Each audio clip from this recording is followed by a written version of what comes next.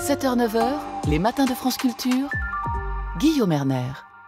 Bonjour Philippe Martinez, vous êtes secrétaire général de la CGT. Après les agents de la RATP et les professions libérales, c'est au tour des cheminots de la SNCF de faire grève aujourd'hui. À votre appel et celui de Sudrail, alors que le gouvernement a allongé son calendrier de négociation sur la réforme des retraites, la grogne contre un système universel par points se poursuit. Pourquoi cette grogne, Philippe Martinez ? Bonjour. Première chose, il n'y a pas que les cheminots qui sont en grève aujourd'hui, c'est l'ensemble du monde du travail qui est appelé à protester. D'ailleurs, dans la manifestation parisienne tout à l'heure, ce sont les livreurs à vélo liés aux plateformes numériques qui ouvriront la marche. Donc vous voyez que c'est large parce que tout le monde est touché par cette réforme et donc il y a besoin que tout le monde se mobilise. L'enjeu, c'est de maintenir un système solidaire, de le faire évoluer, parce qu'on n'est plus à la sortie de la guerre quand il a été créé, mais de maintenir ce régime solidaire afin d'éviter qu'on travaille plus longtemps et qu'on touche moins quand on sera à la retraite. C'est ça l'enjeu. Alors, donc ça, c'est les raisons pour lesquelles vous avez décidé de ce mouvement. Pourquoi celui-ci n'est-il pas unitaire ? Qu'est-ce qui divise finalement les partenaires sociaux ? On a la CFDT et l'UNSA qui ne sont pas opposés à l'instauration d'un système universel de retraite. Ils ne veulent pas quelque chose de solidaire ? Je pense qu'ils ont une autre philosophie sur cette réforme. On essaye d'élargir le cadre unitaire. Je pense que très rapidement, on sera plus nombreux que les organisations que vous avez citées en mouvement aujourd'hui. Je pense qu'il y a une différence d'appréciation sur l'idée qu'il faudrait un régime d'un côté, du côté du gouvernement, plus individualisé.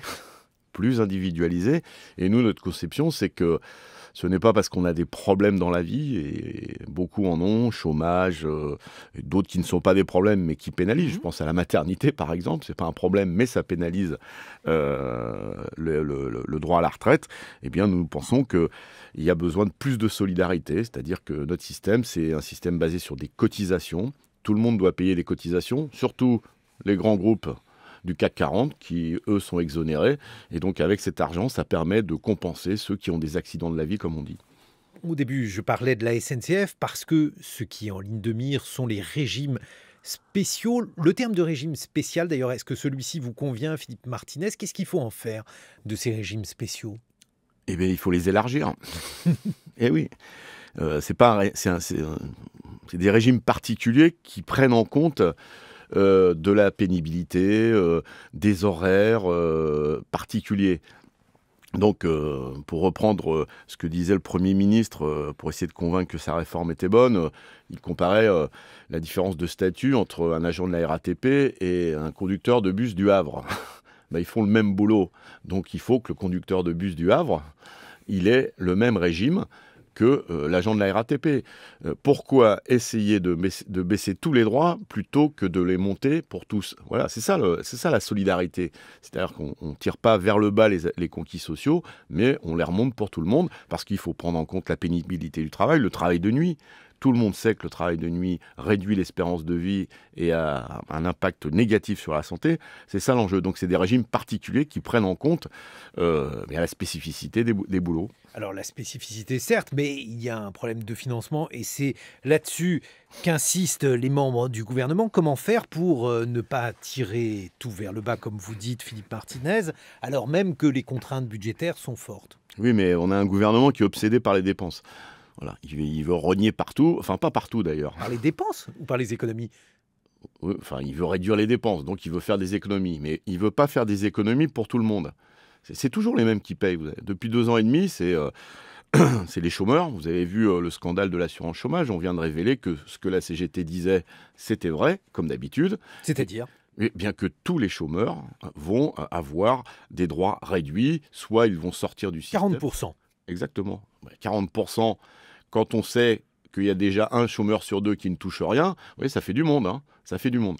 Donc ce gouvernement, c'est pour ça qu'on qualifie le président de la République de président des ultra-riches, c'est-à-dire qu'il donne toujours aux mêmes et il prend toujours aux mêmes. C'est l'inverse, c'est le Robin des Bois à l'envers.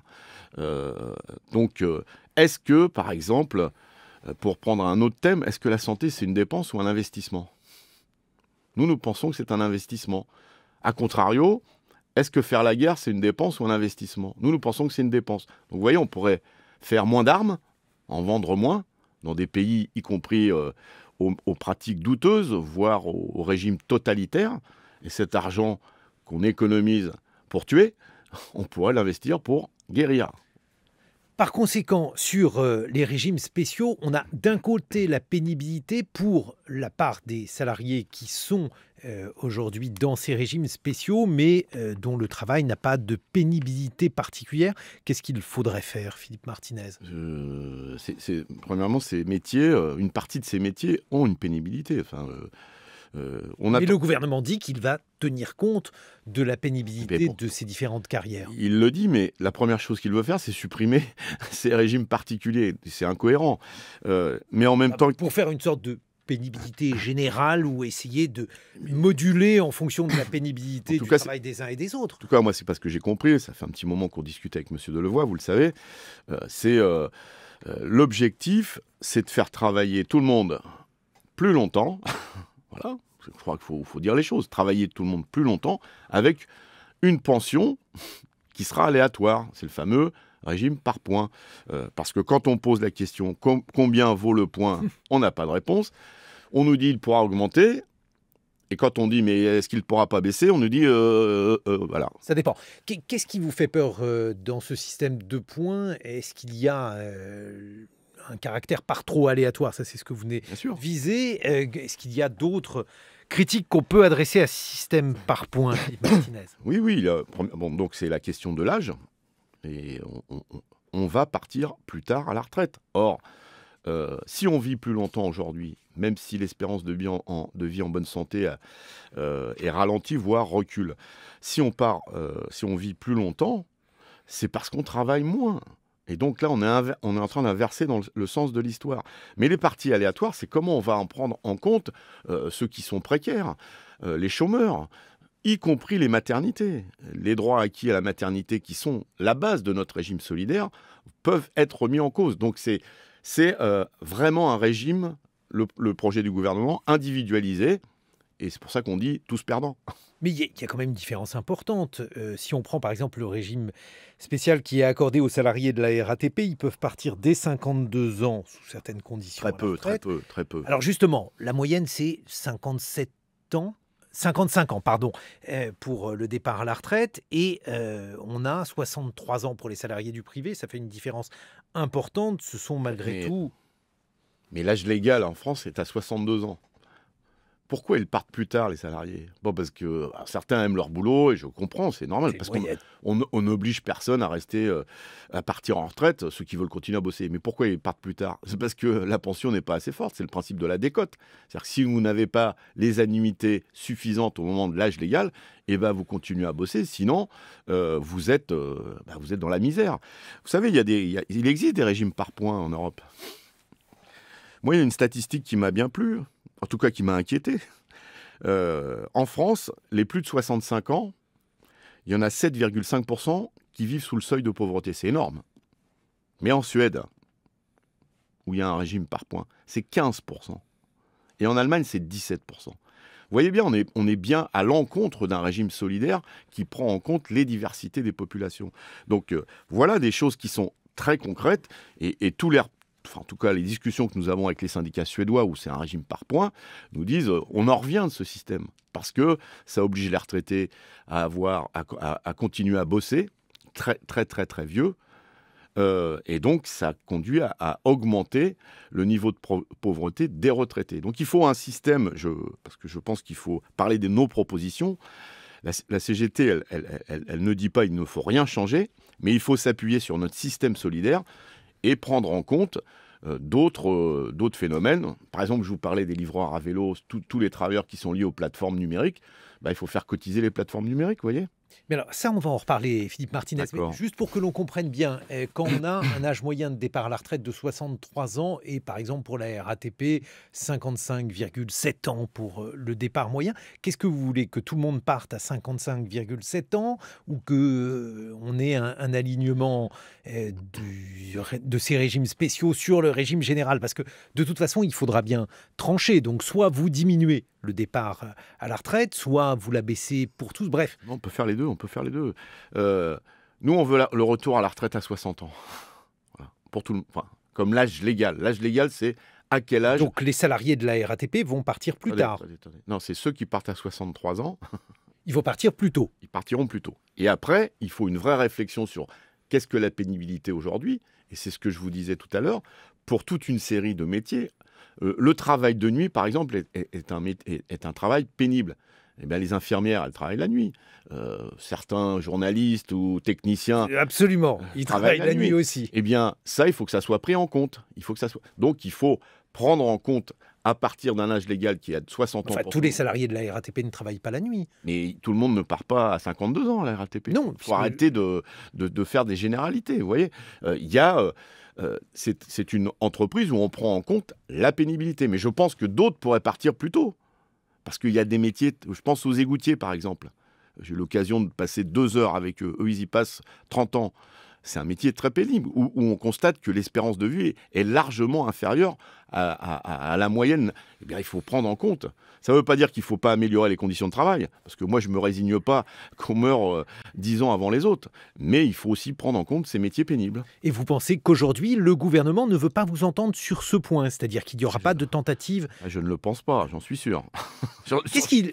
Justement, dans les négociations que vous avez eues avec Jean-Paul Delevoye, avec d'autres membres du gouvernement, qu'est-ce qu'on vous répond, Philippe Martinez? Mais je crois que le gouvernement, mais c'est comme ça depuis le début, ils sont sur une base idéologique. C'est pas... L'idéologie, c'est toujours chez les autres, Philippe Martinez. Non, ils ont une base idéologique. Nous, on s'appuie sur le vécu des gens. Le gouvernement dit il faut faire des économies, on l'a dit tout à l'heure, il faut réduire les dépenses parce que les fameux 3%, on veut être le premier de la classe en Europe pour être le plus bas possible, au détriment du bien-être de la population, au détriment de beaucoup de citoyens qui ont des difficultés pour vivre. Enfin, il suffit d'ouvrir la fenêtre, que ce soit en jaune, en rouge, en rose, en vert. Il y a des problèmes dans ce monde, non? Et donc, le gouvernement, et notamment le président de la République, vit dans sa petite bulle. Donc, c'est très idéologique. L'idée de modifier le système de retraite pour ceux qui, aujourd'hui, sont nés avant 1963, puisque c'est ça l'âge qui serait en quelque sorte l'âge de bascule, vous vous y opposez également, puisque vous vous opposez à l'ensemble de ce système prévu par le gouvernement, Évidemment. Philippe Martinez. Et évidemment, puisque... Mais ça aussi, c'est une tactique du gouvernement. Il a fait le coup à la SNCF il y a 1 an, vous savez. Mais vous inquiétez pas, vous, ça change rien. Par contre, les nouveaux, il faut qu'ils acceptent. Pourquoi on va sacrifier une génération ou des générations alors que... Parce que le fond de l'affaire, c'est qu'on a les moyens de financer tout ça. Enfin, vous savez bien que sur un trimestre, on a donné 51 milliards d'euros de dividendes aux actionnaires des 40 plus grandes entreprises. Sur ces 51 milliards, vous voyez, on en prend la moitié. Ils vont pas coucher sous les ponts, ces braves gens. Et puis, on peut financer la santé, la retraite, les hôpitaux, le chômage, etc. etc. C'est vraiment des choix de société. Et on a une opposition énorme. Mais des choix de société, il ne vous a pas échappé que jusqu'à présent, en tout cas, le gouvernement n'imaginait pas d'augmenter la fiscalité sur les dividendes ou ce genre de choses, Philippe Martinez. Et donc, il est peu probable, à moins d'avoir vraiment un acte 3 du quinquennat à Emmanuel Macron, qu'il y ait une modification de la fiscalité en ce sens. C'est pour ça qu'il y a besoin de monde dans la rue. Il y a besoin que les journées d'action soient fortes. Je pense que quand on voit le taux de grévistes qu'il y a eu à la RATP il y a 10 jours, plus de 95%. Parce que c'était une journée. Oui, qui en appelle d'autres, vous l'avez certainement noté.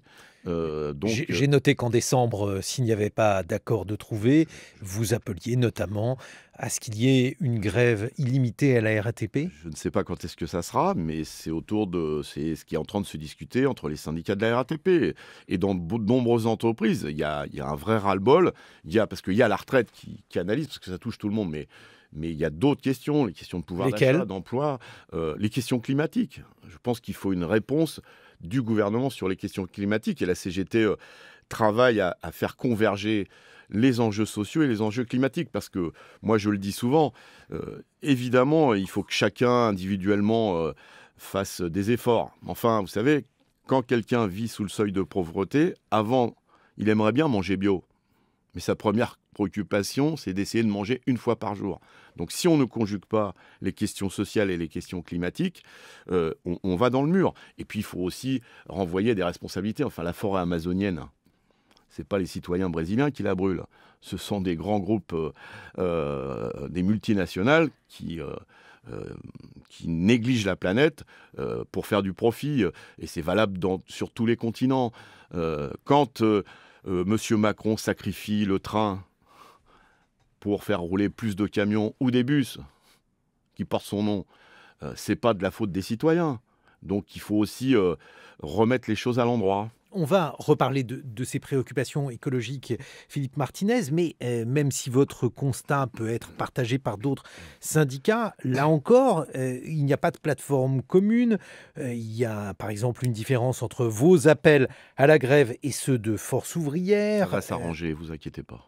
Ça veut dire quoi ? Ça veut dire que c'est la rentrée, FO a voulu faire Par exemple, il y avait de l'agacement, puisque vous avez un peu fait cavalier seul en appelant à la grève avant les autres. Non. On sentait à la fin des discussions avec M. Delevoye qu'il fallait faire quelque chose. Il y a certainement eu un manque de coordination, aussi une volonté des uns et des autres d'agir rapidement. Mais je ne suis pas inquiet. Je pense que vu l'enjeu, il faut que les syndicats se rassemblent. Mais je vous l'ai dit, pas que les syndicats. Il faut aussi, et c'est ce qu'on essaye de faire, qu'on travaille avec des associations, des ONG sur le climat. Il y a besoin vraiment de se rassembler et d'être nombreux. Pour le coup, le gouvernement a dit qu'il prendrait son temps. C'est-à-dire, on voit bien que l'heure n'est plus à la précipitation. Le gouvernement a souligné le mot apaisement. Je vous vois sourire, oui. Philippe Martinez. C'est l'acte 2, non, c'est ça? Je crois que c'est ce que l'on veut dire. De toute façon, dans une pièce de théâtre, il y a toujours un acte 1 et un acte 2, mais ça reste la même pièce. Donc, je crois que le gouvernement est aussi soucieux des échéances électorales. C'est là où on voit son manque de sincérité dans un projet qui est soi-disant révolutionnaire. Je ne sais pas si M. Macron a utilisé ce mot-là, parce qu'il l'utilise parfois, mais pas en France. Je crois qu'il a écrit un livre qui s'intitulait Révolution. En tout cas, il a aussi d'autres objectifs.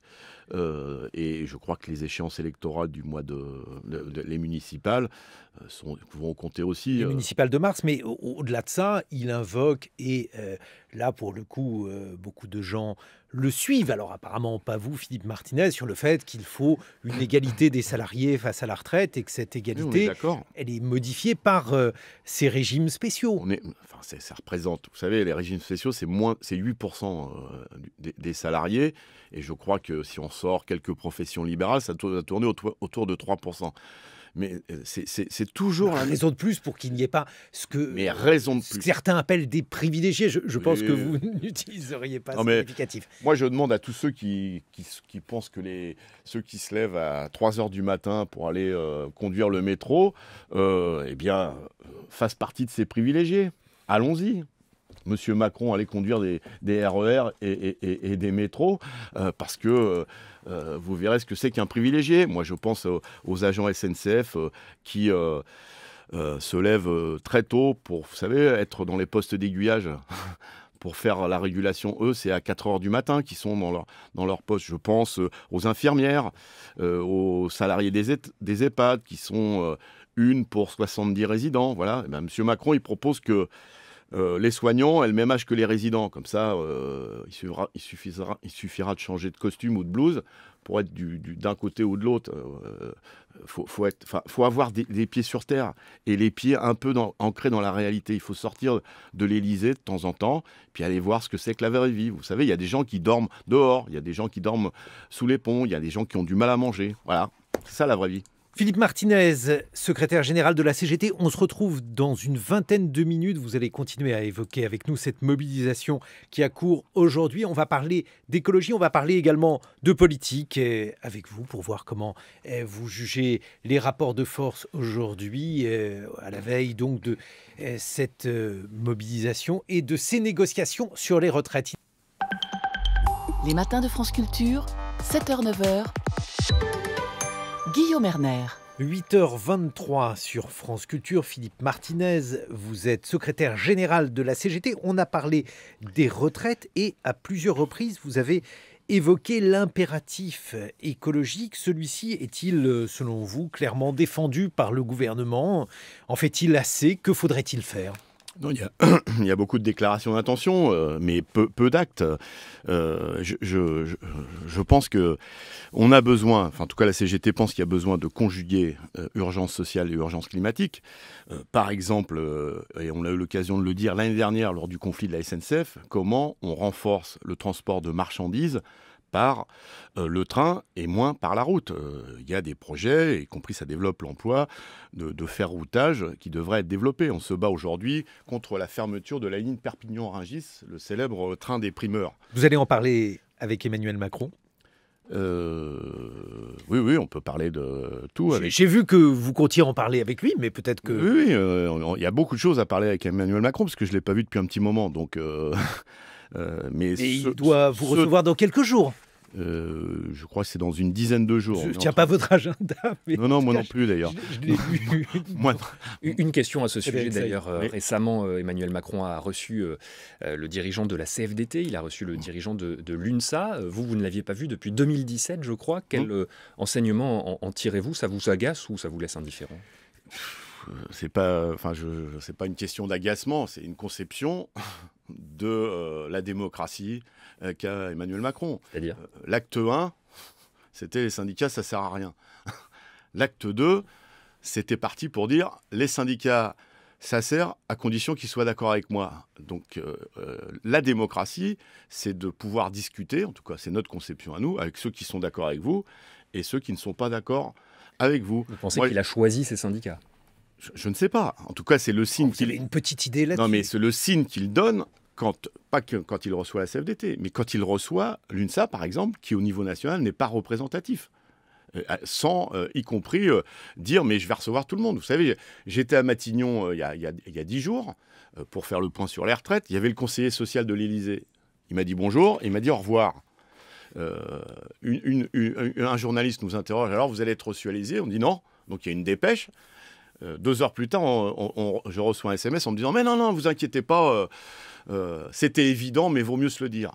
C'est pas une façon de traiter... Enfin, c'est pas notre conception de la démocratie. Moi, ma conception de la démocratie, c'est par exemple l'excellent débat qu'on a eu avec M. Delevoye à la Fête de l'Humanité. Voilà, c'est des contradicteurs et les citoyens se font leur idée sur un sujet en entendant le pour, le contre. Vous voyez, c'est pas...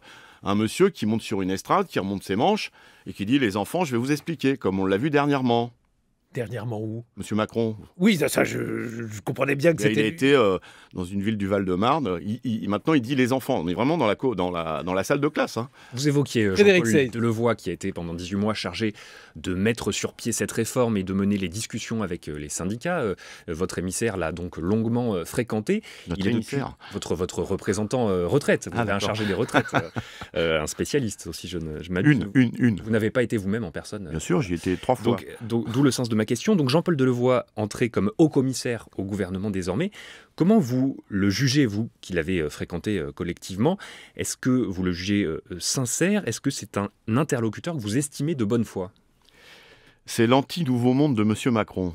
C'est d'ailleurs intéressant de le souligner. Il est hors critère de tout ce que nous a dit M. Macron. C'est la vieille politique. Réélu dans le Pas-de-Calais. Oui, y compris ancien ministre, qui a fait déjà une réforme qu'on appelle Fillon, mais c'était lui qui était à la manœuvre. Donc c'est l'anti-nouveau monde. Je pense, on a très peu de points communs, vous vous en doutez. On en a un, c'est la conception de la démocratie que je viens d'évoquer. C'est-à-dire que pour que les citoyens se fassent une idée, il faut qu'il y ait un débat contradictoire. C'est ça la démocratie. Et donc, il faut favoriser, et c'est ce que va faire la CGT, des débats publics où il y a le pour, le contre, Et à la fin, c'est les citoyens qui tranchent. Et donc, évidemment, vous l'avez compris, il est dans une autre logique que la CGT. Quand on a fait les réformes Fillon, où on a augmenté la dégressivité des pensions et on a augmenté le nombre de trimestres nécessaires, ce n'est pas la logique de la CGT. Alors parmi les points que vous souhaitez évoquer, et à la fois pour concilier les impératifs d'emploi et les impératifs d'écologie, il y a la question du fret à la SNCF, mais précisément, le fret, on peut le déplorer, mais jusqu'à présent, celui-ci n'a jamais été rentable. Est-ce que, par exemple, vous allez proposer, Philippe Martinez, de le subventionner pour que celui-ci puisse être effectivement développé? Mais sur la notion de rentabilité, on peut discuter. Vous voyez, quand il y a des coûts logistiques dans une entreprise, est-ce qu'on fait payer aux transporteurs, en tout cas à ceux qui... les coûts environnementaux? Jamais. Est-ce qu'on fait payer l'entretien des routes sur les routes nationales? Jamais. Donc, qu'est-ce que ça veut dire la rentabilité? C'est-à-dire qu'on ne part pas sur la même ligne de départ. Et puis le fret a besoin d'avoir des wagons adaptés au transport de marchandises. On ne peut pas tout transporter de la même façon, etc. Nous condamnons cette politique qui consiste à favoriser la route contre le rail. Mais alors, au final, ça veut dire qu'il va falloir subventionner. C'est pas un gros mot, subventionner, mais qu'il va falloir subventionner. Investir dans le fret, voilà. Investir pour la planète. Ça, c'est pas un gros mot. Beaucoup investir, avec une question. Géodis a des problèmes de rentabilité graves. Le fret de la SNCF et Géodis, vous savez que c'est plutôt la route. Hein. D'ailleurs, c'est un paradoxe. La SNCF est le plus grand transporteur routier de France. Mais c'est quand même un paradoxe. Et justement, par rapport à ça, qu'est-ce que vous préconisez, Philippe Martinez? Mais il y a urgence à investir dans l'emploi. Il y a eu un rapport cet été qui a noté l'état du réseau ferré, notamment secondaire. Il faut investir, il faut embaucher, il faut conjuguer le rail passager et le rail fret, parce que par exemple le Perpignan-Rungis passe sur une ligne où des gares sont menacées suite à la réforme. Donc voilà ce qu'il faut faire. Mais au-delà de ça, le gouvernement, à travers ses entreprises publiques, peut agir pour la planète. Je vous donne un exemple, je pense qu'on a le temps.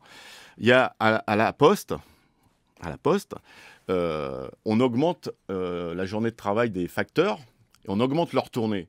J'étais dans un centre de tri, les salariés m'expliquaient, bon, évidemment pour les conditions de travail, c'est pas bon. Et puis avant, on faisait des tournées en vélo. Et maintenant, on les fait comment? Parce qu'il y a plus de choses à faire. On les fait en voiture. Vous voyez qu'on peut conjuguer défense de l'emploi, défense des conditions de travail et préservation de la planète. Il suffit, je vous le répète, d'avoir un peu les pieds sur terre, de regarder ceux qui travaillent, de les écouter et on trouve directement des solutions. Frédéric Seyss. On parlait de la route à l'instant, ça fera bientôt un an que le mouvement des Gilets jaunes a éclaté sur la scène politique française. Alors ça a été un moment assez ambigu pour les syndicats, puisqu'à l'époque, vous avez été assez remis en question dans toutes les interviews sur le fait que ce mouvement était tellement plus moderne, vous étiez tellement plus ringard, disrupté avec le côté numérique, le côté très réactif, le côté très inclusif. C'était des questions qui vous étaient posées. Un an après, c'est vrai que ce mouvement a beaucoup de mal à mobiliser, à aller au-delà de la première vague. Est-ce que selon vous, a posteriori, ça prouve aussi, vous dites quoi? Vous dites que voilà, la contestation sociale, l'art de la contestation sociale et des propositions, c'est un vrai métier, c'est une vraie méthode? C'est pas un métier, hein, c'est un engagement. Ce qu'on dit depuis un an, c'est que franchement, et j'ai entendu les commentateurs, pas ici évidemment, mais ailleurs, dire que des gens qui manifestaient, qui revendiquaient, qui faisaient des barbecues sur les ronds-points et qui mangeaient des merguez, ça gênait la CGT. Les mêmes qui disaient « mais vous arrêtez pas de passer votre vie à manifester, à revendiquer, à manger des merguez ». Franchement, ça fait beaucoup rire. Notre problème, c'est cette population qui était en jaune, c'est une population que nous ne voyons jamais. Ça nous oblige à avoir plus d'esprit d'ouverture sur nos faiblesses syndicales. On est présent dans une entreprise sur deux à peu près en France, et ceux qui ne sont pas contents, ils n'ont pas de syndicat sous la main, et ils font comme ils peuvent, et ils font comme ils ont fait. Et c'est très bien, mais ça nous oblige à avoir un peu plus envie d'y aller un peu partout. La deuxième chose, c'est que ça montre aussi qu'il y a besoin d'organisation. Un minimum d'organisation. Mais l'horizontalité, ça a des limites. C'est ce qui manquait, selon vous. Et c'est ce qu'ils disent aussi aujourd'hui, hein, parce que combien il y a eu de porte-parole des Gilets jaunes qui ont défilé à Matignon, à l'Élysée, dans les médias, combien? Avec qui une centrale comme la nôtre pour créer les convergences, discuter. Quand on discutait avec un, il y en a 10 qui disaient non, celui-là n'est pas représentatif. Voilà, il faut un peu... la démocratie, c'est aussi un peu d'organisation. Alors comment vous pouvez faire justement pour les organiser, sachant que par exemple, parmi ces gilets jaunes, il y avait beaucoup d'indépendants, il y avait des auto-entrepreneurs. Non, pas que. De toute façon, c'est une population très hétérogène. Retraités, Donc, c'est très compliqué. Mais alors justement que... Si vous voulez, la meilleure solution, c'est qu'ils se syndiquent à la CGT. Là, il y a la contestation, de la revendication, des propositions et de l'organisation. En tout cas, il y en a dans un certain nombre de départements qui ont franchi le pas parce qu'on a été les voir. Donc, c'est de notre responsabilité, des syndicats en général, je parle pour la CGT, mais des syndicats en général, d'être présents dans toutes les entreprises. Il y a moins d'1% des retraités qui sont syndiqués. Mais alors, justement, par rapport à cela, la différence principale qu'il y a entre les différentes revendications de ce mouvement, le mouvement qui a débuté il y a quasiment 1 an, Philippe Martinez, et ce que vous dites, c'est que, par exemple, ce mouvement n'a jamais appelé en responsabilité le MEDEF. Le MEDEF n'a pas été très inquiété en matière de revendication par beaucoup de gens qui étaient présents sur les ronds-points. Qu'est-ce que vous en pensez ? C'est vrai, parce que la structure c'est des citoyens qui bossent dans les petites entreprises, par exemple, et donc qui ont plus la vision de l'action politique du gouvernement qu'en sous-main le lobbying du MEDEF. Mais moi, j'ai fait des réunions publiques avec eux, par exemple, sur les cotisations sociales, puisque c'est d'actualité. Je leur ai dit, il ne faut pas appeler ça des charges. Ça, c'est le MEDEF. Les cotisations, c'est du salaire différé. Vous touchez votre salaire à la fin du mois et tout au long de votre vie, vous en mettez de côté. Quand vous êtes malade, c'est ça qui paye le tout. Sauf quand c'est des patrons de petites entreprises. Oui, mais enfin, les gilets jaunes, c'est pas que des patrons des petites entreprises. J'ai pas dit que. De toute façon, c'est encore une fois. Y compris un certain nombre d'artisans qui ont les mêmes préoccupations que les salariés. Qui estiment avoir beaucoup de charges. Oui, mais il faut leur expliquer que pendant qu'eux payent des charges, d'autres sont exonérés. Par exemple, beaucoup de gens qui travaillent en tant qu'auto... Non, vous levez pas assez la barre. Google, Amazon... Vous voyez, quand on est capable de négocier avec le gouvernement... Vous vouliez pas vous exprimer sur les auto-entrepreneurs ? Si, les auto-entrepreneurs, j'en ai rencontré... Vous savez bien que beaucoup d'artisans trouvent que ça fait une concurrence déloyale. Mais j'en ai rencontré des auto-entrepreneurs, il y en a pas non plus, je crois que c'est 1% à peu près, enfin, je veux pas me tromper. J'étais autrefois à la foire de Châlons, et il y avait plein de jeunes qui servaient... je leur dis, vous êtes saisonniers ? Ils me disent, non, on est auto-entrepreneurs, des étudiants. Les étudiants se mettent en auto-entreprise pour gérer leur emploi du temps et pour pouvoir conjuguer la fac et le boulot. On peut épiloguer sur les auto-entrepreneurs. Voilà une réalité des auto-entrepreneurs. Donc, par contre, les artisans, oui, ils ont des problématiques. Je reviens à ce que je disais. Quand Google est capable de négocier avec le gouvernement et qu'il a payé presque 1 milliard. 1 milliard. Hein, oui. Et puis Enfin, c'est pas le gouvernement, c'est la Direction Générale des Impôts. Oui. Qui dépend de Bercy. Non, mais oui. C'est pas une négociation gré à gré avec le ministre sur une table. Pour dépend de Bercy, le ministère de l'économie, on est d'accord. Donc quand on est capable de payer 1 milliard et de dire bon maintenant on met les compteurs à zéro et je continue à frauder, à faire de l'évasion fiscale, vous faites ça vous ? Non. Quand votre inspecteur des impôts il vous dit ça va pas, si vous l'a dit, je sais pas. Il dit rien. Mais quand c'est pas on négocie, c'est bing. Voilà. Sur la question des statuts, puisqu'on parlait des auto-entrepreneurs, la charte d'Amiens, adoptée en 1906 par la CGT, qui est fondatrice de l'histoire de votre syndicat, se donnait comme but la disparition du salariat et du patronat. Est-ce que c'est toujours un objectif que vous poursuivez ? Ça doit être une finalité, ouais. Ça doit être une finalité. J'étais hier soir à la présentation d'un très, très beau film, un documentaire qui va passer sur Arte, je fais de la pub, de Gérard Mordillat et c'était le travail, le premier épisode. On se pose la question sur la fin du salariat, la fin du lien de subordination, et puis on rencontre vous voyez, je parlais des livreurs à vélo, eux ils revendiquent le lien de subordination avec les plateformes, parce que lien de subordination, ça veut dire droit collectif. Donc, et responsabilité de l'employeur. Et responsabilité de l'employeur et cotisation sociale. Et donc c'est un objectif à long terme. C'est un objectif à long terme, mais notre souci, c'est de prendre le monde du travail tel qu'il est. On n'approuve pas l'évolution du monde parce que ça va pas très bien. Mais par contre, on doit s'occuper de tous les travailleurs. Même quand le mode de travail ne nous plaît pas, eux, c'est les travailleurs et les travailleuses qui en subissent les conséquences. Et il faut qu'on continue à réfléchir là-dessus. Alors justement, le monde du travail tel qu'il est, Philippe Martinez, au sujet d'EDF, Comment voyez-vous les choses? Est-ce que vous n'êtes pas un peu tiraillé? Parce que d'un côté, vous insistez sur l'impératif écologique, de l'autre, j'imagine que vous êtes plutôt du côté des travailleurs pour EDF. Comment concilier ces deux choses-là? EDF, c'est pas que le nucléaire, puisque c'est ça qui est en dessous de votre question, n'est-ce pas, hein? J'avais bien vu arriver celle-là.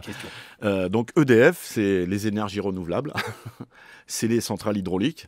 Et donc le projet du gouvernement, c'est de casser tout ça. On garde le nucléaire et on privatise le reste. Une entreprise et un gouvernement ambitieux, c'est un gouvernement qui a une vision à long terme et qui est capable de dire le renouvelable, il faut qu'on le garde dans une entreprise publique parce que ça nécessite des investissements, une maîtrise. Et donc, avec cette entreprise cohérente, on gère au jour le jour parce qu'aujourd'hui, il y a 12 millions de personnes en précarité énergétique en France. 12 millions de personnes. Vous savez, ceux à qui on dit de consommer moins, eux, ils aimeraient bien consommer un peu d'énergie. Donc le nucléaire, aujourd'hui, est indispensable. Par contre, il faut travailler le mix énergétique. Et si on n'a pas d'investissement sur le renouvelable, eh bien, on va dans le mur. C'est-à-dire qu'on file le renouvelable au privé, l'avenir, et on garde le nucléaire qui nécessite évidemment d'être nationalisé parce qu'il y a des... Donc nationaliser les vieilles centrales, qu'est-ce qu'on en fait, Philippe Martinez? Il y a besoin de faire un bilan... Fessenheim, par exemple. Il y a besoin de faire un vrai bilan sur les centrales nucléaires. Les problèmes, vous savez, de cuves qui ont des difficultés, c'est ce que la CGT dit depuis Ça, c'est même sur les très nouvelles centrales. Oui, Flamanville. Le PR, on n'arrive pas à faire les soudures sur les cuves. Quand on licencie des personnes de plus de 55 ans, il y a un savoir-faire qui s'en va. Ces seniors, ce qu'on appelle les seniors, moi je trouve ça péjoratif, les plus anciens ne transmettent pas le savoir-faire. Et donc on perd de la qualité, et puis après on culpabilise. Donc pour en revenir au sujet, pour l'instant il y a besoin d'énergie, et donc il faut garder une entreprise publique homogène. Dans l'hydraulique, vous savez, l'hydraulique, c'est pas que pour produire l'électricité, c'est des barrages, c'est de l'eau. Il y a quand même quelques problèmes d'eau en France, donc ça nécessite une maîtrise publique. La distribution du courant, il faut que ça soit une maîtrise publique. Il y a besoin que l'État, non pas fasse à la place des agents, je ne vois pas monsieur le maire monter sur un pylône pour raccorder des branchements en cas de tempête, mais qu'on s'appuie sur le savoir-faire des salariés avec comme objectif de ces salariés, c'est ça la mission de service public, le citoyen, indépendamment de tout pouvoir politique. Et donc le nucléaire, puisque c'était là-dessus que je voulais vous embêter, Philippe Martinez. Vous ne m'embêtez pas du tout. Donc on investit et on ne baisse pas du tout la voilure. Pour l'instant, ce n'est pas possible. Pour l'instant, ce n'est pas possible. Il y a 12 millions de précaires énergétiques. C'est-à-dire... Mais ils sont précaires énergétiques du fait du coût du kilowattheure. C'est pas le problème de coût. Vous savez bien que l'énergie nucléaire, c'est du prix. Le prix de l'électricité en France est d'un des plus faibles au monde. C'est parce qu'ils n'ont pas d'argent. Non, bien entendu. Oui, non, mais ils n'ont pas d'argent. Enfin, les investissements dans le nucléaire ne feront pas, vous le savez, baisser le prix du kilowattheure. D'accord, mais si on ferme, si on ferme les centrales, on s'éclaire comment? Votre studio, il marche comment? Dites-moi, vous avez pédalé en dessous de la table? Vous savez bien qu'il est lié au nucléaire. D'ailleurs, je voulais juste voir comment la CGT, autrement dit vous-même, Philippe Martinez, articulait le productivisme, qui était la ligne de la centrale. Je vous vois, vous n'êtes pas content. Et de la centrale, un gros mot, le productivisme. De toute la France. Enfin, l'écologie, on en parle depuis quand? Allez, René Dumont, 74. C'est le premier, et encore, il en parlait, mais vraiment de candidat. Montrer un verre d'eau à la télévision. Mais c'était marginal. Donc évidemment, on était dans une société où, collectivement, on était pour le productivisme, la société d'abondance. Mais aujourd'hui, d'ailleurs, des fois, je le dis aux ONG écolos, comment on peut parler de société d'abondance? En fait, faites attention, je reviens à ceux qui dorment, vous savez, porte de la Chapelle, sous des tentes. Vous croyez qu'ils vivent la société d'abondance? Donc il faut un monde plus juste. Et il faut une période de transition énergétique. C'est pour ça que la CGT milite pour le développement des énergies renouvelables, mais pas que le privé s'en empare. Parce que sinon, on pense d'abord au profit avant de penser au bien public. Frédéric Seyss. Deux questions d'actualité avant de vous laisser, Philippe Martinez. Pour les municipales, allez-vous vous engager? Allez-vous appeler à voter pour telle ou telle liste au niveau national, comme vous l'avez fait au présidentiel dans un contexte, il est vrai, particulier? Vous savez qu'au présidentiel, on a appelé à voter contre quelqu'un. Alors évidemment, le système étant tellement démocratique en France, quand vous appelez à voter contre un, tout le monde dit vous appelez à voter pour l'autre. Donc pas de prise de position pour les municipales. La CGT ne va pas changer. Et si par exemple, il y a des seconds tours, je ne sais pas, allez, par exemple, entre le Rassemblement national et La République En Marche? Il y a les syndicats locaux. Je ne vais pas m'occuper des 36 000 communes de France, vous voyez. Non, mais vous pouvez en prendre une, celle où vous habitez, par exemple. Il y a une règle d'or à la CGT. Une règle d'or. C'est pas de Front National. Parce que le Front National, qui essaie d'embrouiller les citoyens, il vise la division entre les immigrés et les Français. Bon, écoutez, ça, jamais à la CGT. C'est clair notre position. Jamais à la CGT. Et puis, pour vous faire préciser ce que vous disiez tout à l'heure, je resitue pour les auditeurs qui n'étaient pas avec nous en première partie vers 7h45. Vous avez dit la convergence avec Force ouvrière, ne vous faites pas de soucis, ne vous inquiétez pas, disiez-vous à Guillaume Erner. Elle arrive. Elle arrive quand? Ce sera pour quand cette convergence? C'est fait, c'est acté?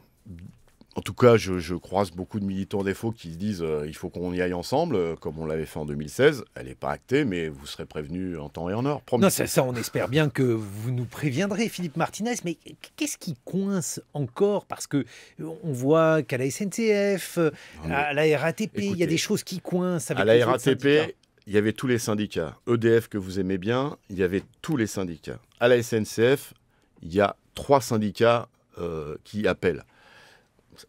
Ça se construit, il faut discuter, il faut préciser les points de vue des uns et des autres. Mais moi, je pense que l'unité syndicale, elle est incontournable, y compris au-delà de ce que vous citez. Hein. Sous quel délai raisonnable, selon vous? Le plus tôt possible. Ça vous va comme réponse? Et quel est le plus tard, selon vous?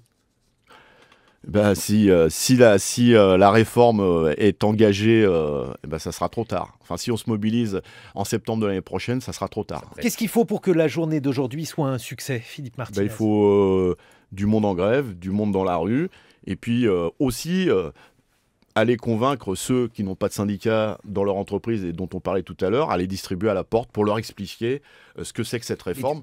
Combien de monde dans la rue? On va publier un journal à 1 million d'exemplaires pour aller justement expliquer, favoriser le débat contradictoire. Voilà. Pour les statistiques, je ne suis pas très doué. Et les prévisions. Alors pour les statistiques, vous n'êtes pas très doué. Pour les calendriers, vous n'êtes pas très doué non plus, puisque pour la RATP, la grève illimitée, vous avez dit, bon, ça sera éventuellement en décembre. C'est moi qui vais vous... oui, je vous dis, c'est les salariés qui décident. Et je vais vous dire au micro, Martinez, il dit, tel jour, à telle heure, tout le monde en grève. Vous pourriez faire des propositions de date, faire un doodle. C'est pas comme ça que ça marche à la CGT, vous voyez. Il y a de l'organisation, mais il y a beaucoup de démocratie. Merci beaucoup, Philippe Martinez, d'avoir été avec nous ce matin. Je rappelle que vous êtes secrétaire général de la CGT.